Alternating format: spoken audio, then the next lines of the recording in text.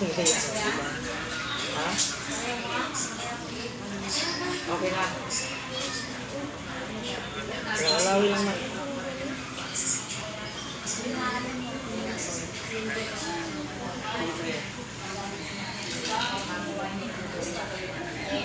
Didi ang baby ni mama na. Didi na ang baby namin. Gutom ng baby. Gutom na gutom ang baby, no? Mm.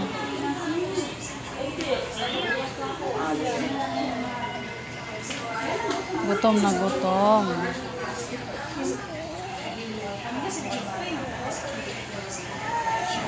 24 hours na di nakadidi ang baby, no?